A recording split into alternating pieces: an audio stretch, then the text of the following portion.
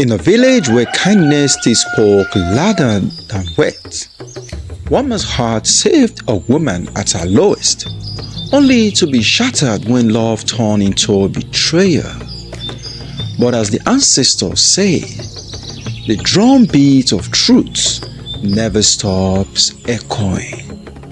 This is the story of Obaloluwa, the man whose kindness shocked the spirits themselves.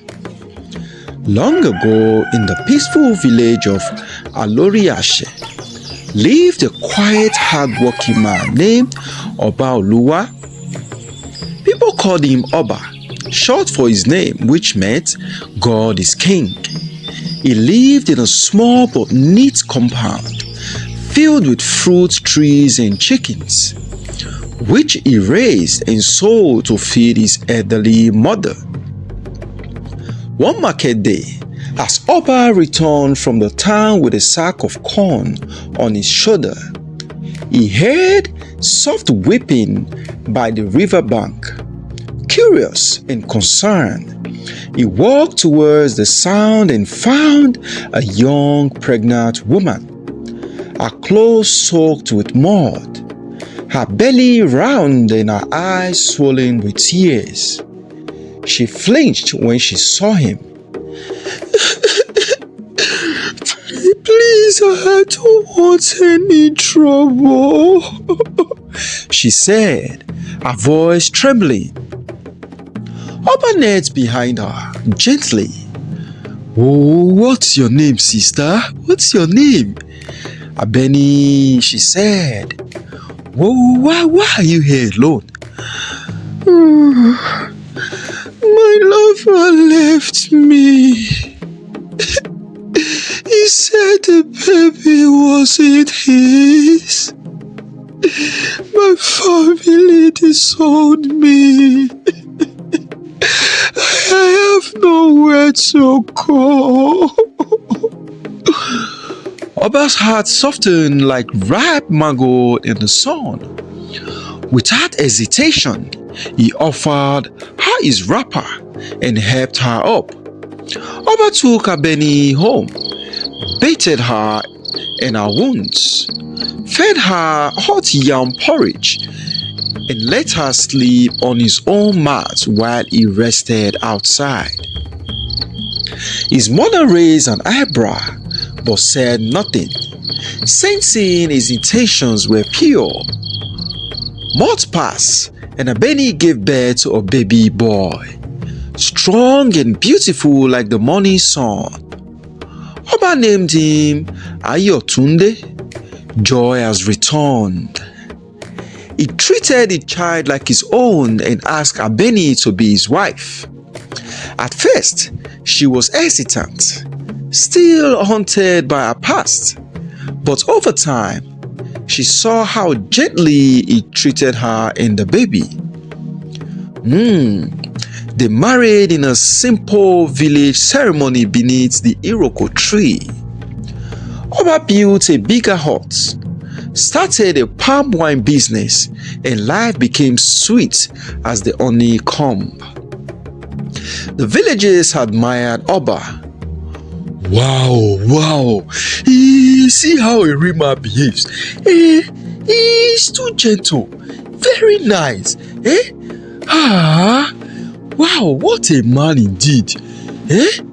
They would say, he turned shame into grace.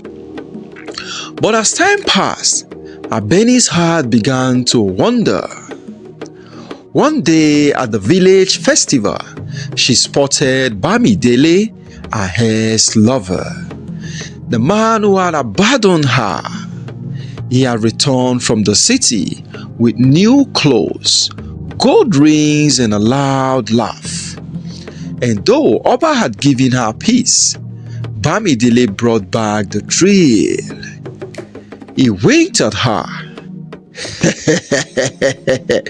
You still look beautiful, Abeni, my omoge, Jojo, Abeni Yokozuna, Abeni, calm down. I made a mistake. You should have waited. Should have waited though. I want you back. I want you back to myself. You know I cannot share you with anybody. Abeni special. That night, Abeni's thoughts were restless. She began staring at her husband, gently, tired from the farm feeding their son. But her heart chased danger. Weeks later, she secretly visited Bamidele in a nearby town, claiming she was going to see her cousin. He fed her lies, painted her picture with gold. Benny, my love. Sugar cane, sugar. You want me to sing for you? I will sing for you. Abeni, my love. Abeni, my love. Please, Joe, leave me alone. Abebe, you know I cannot leave you now. I promise to give you the word. Name it. Oh yeah, tell me. Oh yeah, come. Tell me what do you need? Tell me. I don't need anything. All I need is you. Okay. Now you have me to yourself, okay? Yeah?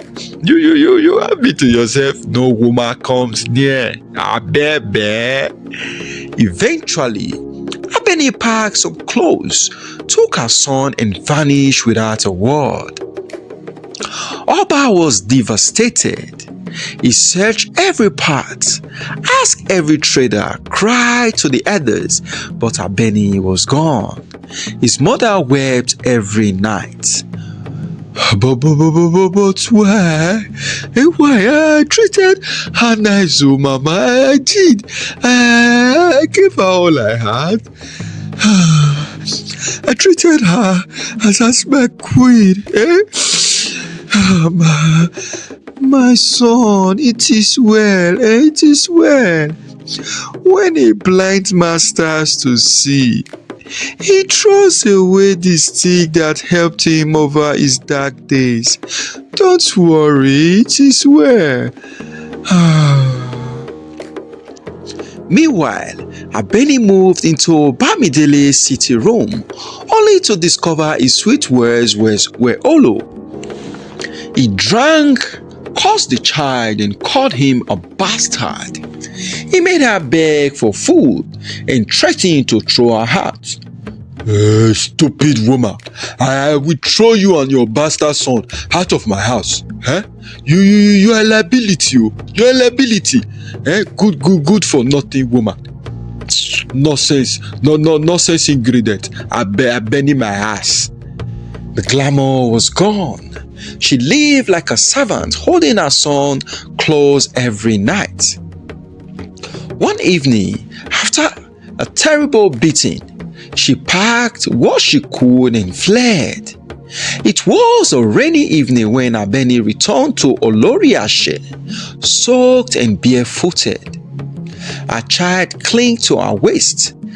She stood before Oba's compound and knocked gently. Oba opened the door. Their eyes met.